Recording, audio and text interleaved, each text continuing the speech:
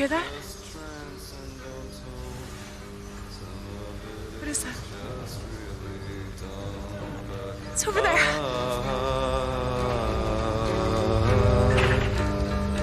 love it when you sing to me. Over here!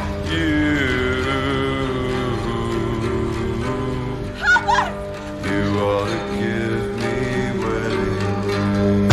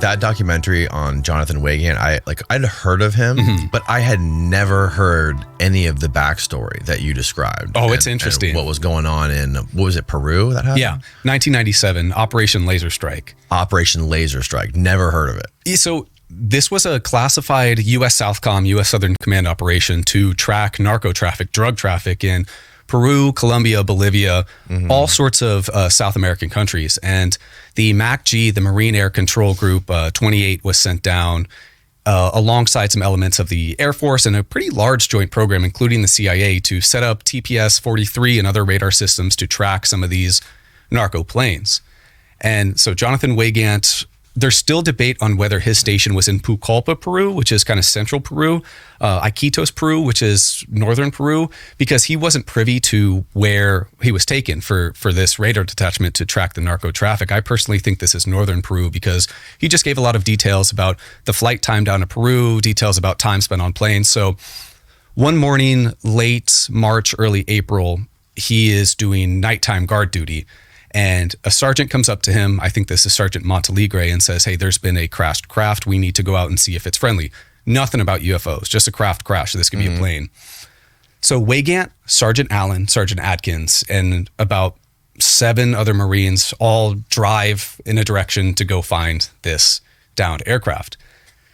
By the time they reach the LZ, after a combination of driving and trekking, the Marines come across a ravine where about a 20 meter in length egg-shaped craft is just stuck in a granite cliff face. Probably granite. Weygand doesn't fully know for sure what the material is, but wedged in there. There's fluid leaking out of the craft.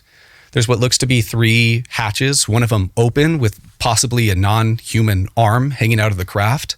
And this liquid is like clear, but it's viscous like syrup.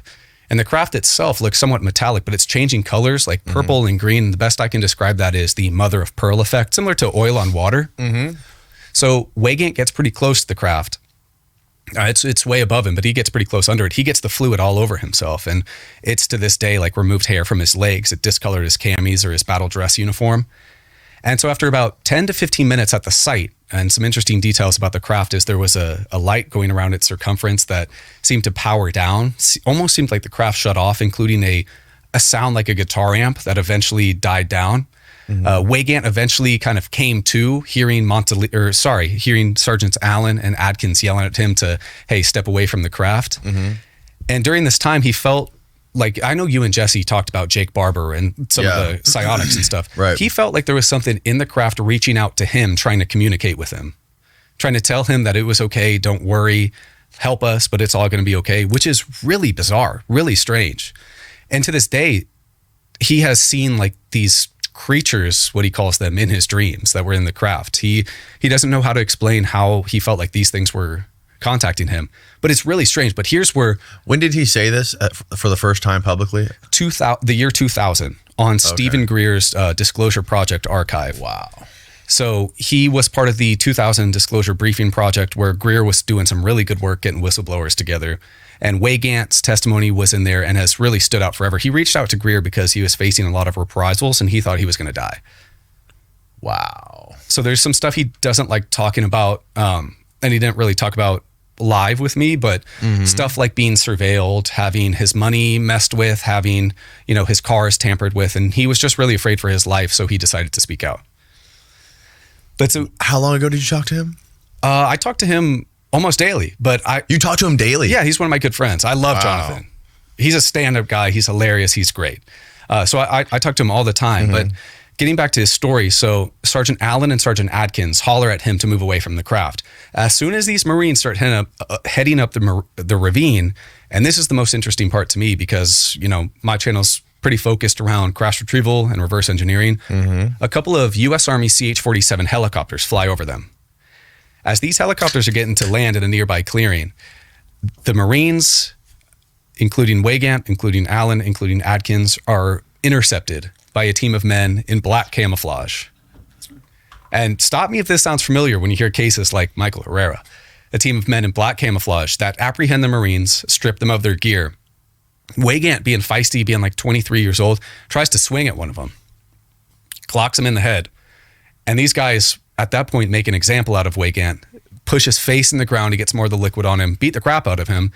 And then out of the helicopters come a team of people ranging from rain jackets to large hazmat gear, mop gear, mission-oriented protection posture, marked and stamped with DOE, Department of Energy. No shit. And so a couple of these DOE guys in protective gear see Weygand, they strip him of his clothes. Weygand is handcuffed to a stretcher, his feet are gagged, and he is put on a CH-47 out of there. Doesn't know what happened to Adkin or Allens. But here's what's really interesting about the DOE.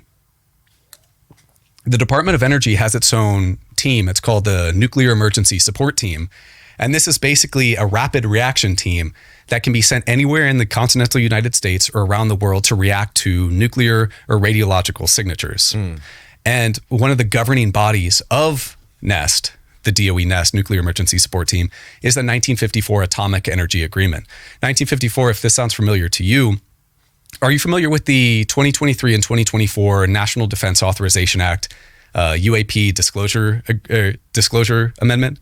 I know I'm throwing familiar a lot with right it, but now. I don't know a lot of the details. Okay, so like a quick side note to that, the UAPDA, which is probably going to be pushed again in the upcoming Senate conference, I hope that gets pushed through, but the whole point of this amendment was to bring forth disclosure of UFO legacy programs hidden within the U.S. Department of Defense and intelligence communities that are housing, exploiting, or reverse engineering technologies of unknown origin, TUOs. And one of the governing bodies listed in this legislation that hides some of these materials is the 1954 Atomic Energy Act that considers UFO materials as trans-classified foreign nuclear materials. So inherently that means like anything that could be considered nuclear radiological is pretty much born restricted, born classified, and can be pigeonholed to avoid standard declassification processes. What's interesting about the DOE NEST is their founding authority was also the 1954 Atomic Energy Agreement. So you have legislation like the UAPDA talking about 54 being how the classification system for UFO materials is born. And then you have stories like Jonathan Weygand encountering DOE teams whose given authority is that same 54 agreement. So it's very interesting. Also, there's provable instances that DOE NEST was actually looking to operate in South America, Colombia, Bolivia, Peru at that time in 1997. There was a Russian probe that went errant. It was going to crash. US Southcom thought this Russian probe was going to crash either in the Pacific or somewhere near Peru and Bolivia.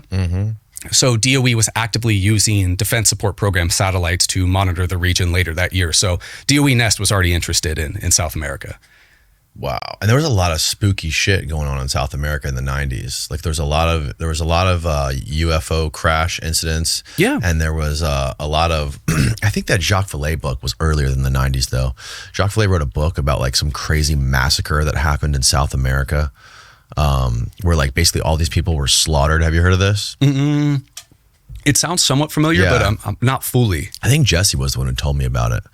But yeah, no, South America and Mexico, that period of time was like very active with this kind of stuff. Well, because same year we have Varginha, Brazil. Yeah, James yeah, Fox's big case, right? Yep. And I guess he's doing a lot more work on that. He just talked to, I think it was Chris Ramsey or somebody, that he's got more information coming out about that. So that'll be pretty darn spicy. interesting. In 1978 in Bolivia, there was a case of a almost like a tic tac, like a cylindrical shaped object crashing into the mountains of Bolivia. A U.S. Air Force team called Moondust, Project Moondust, was dispatched to kind of investigate that region.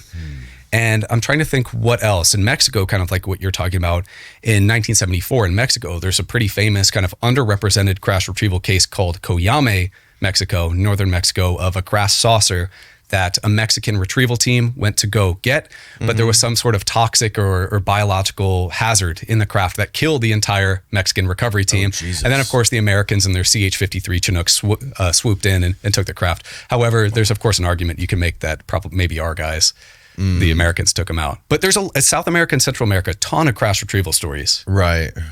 And a lot of marine crash retrieval stories. You have Jonathan Weygand, you have like the testimony of Michael Herrera, and there are some other whistleblowers who aren't public who have talked about seeing such teams in the continental United States, these black teams with craft. So it's really interesting. And then kind of rounding out the Weygand story, he was then on the 47 taken to an unknown base, into an underground section of a base where he was held for 2 days.